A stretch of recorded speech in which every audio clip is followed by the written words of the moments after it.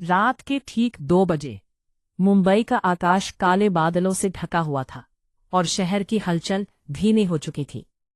उस समय सबसे सुरक्षित माने जाने वाले बैंक रॉयल ट्रस्ट की बिजली अचानक चली गई। यह केवल 90 सेकंड के लिए था, लेकिन उस क्षण में मानो समय थम गया हो। इस संक्षिप्त अंधकार में एक रहस्य का जन्म हुआ। जब बिजली वापस आई, सब कुछ सामान्य दिख रहा था। सुरक्षा गार्ड अपनी जगहों पर स्थिर खड़े थे, दरवाजे ताले लगे थे और सुरक्षा कैमरे कार्यरत थे। लेकिन सुबह जब लॉकर खोला गया तो एक चौंकाने वाली सच्चाई सामने आई।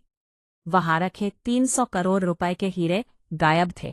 ना कोई टूटा ताला था, ना ही कोई सुरंग, ना ही कोई फिंगरप्रिंट। पूरा शहर हैरान था। इस जटिल मामले को हल करने के लिए क्राइम ब्रांच के सबसे तेज और बुद्धिमान अफसर अर्जुन राठौड़ को नियुक्त किया गया।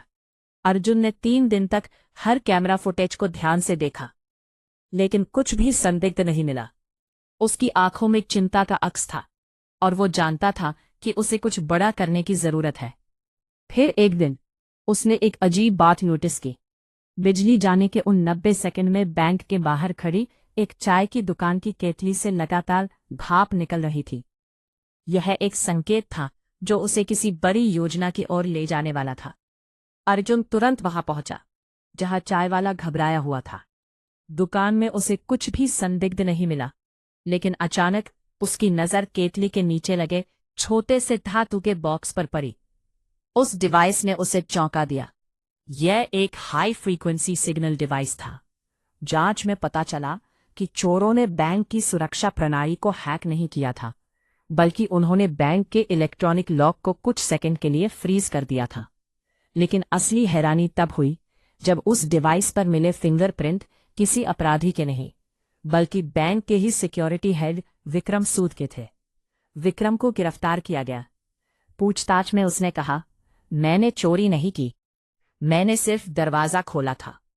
उसकी आंखों में डर और अनिश्चितता थी, पर अर्जुन ने समझ लिया कि असली मास्टरमाइंड एक ऐसा आदमी था जिसका नाम पुलिस रिकॉर्ड में कभी नहीं था। कबीर। कबीर एक पूर्व वैज्ञानिक था जिसने ऐसी तकनीक विकसित की थी जो कुछ सेकंड के लिए किसी भी डिजिटल लॉक को निष्क्रिय कर सकती थी।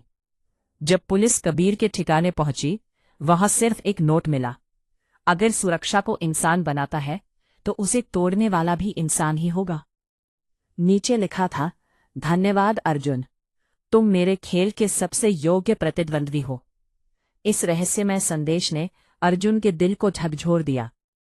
उस दिन के बाद कबीर कभी नहीं मिला, लेकिन हर साल उसी तारीख पर मुंबई के किसी बड़े सिस्टम में ठीक 90 सेकंड की रहस्यमयी खराबी जरूर होती। अर्जुन जानता था कि यह एक खेल था और वो इस खेल का हिस्सा था।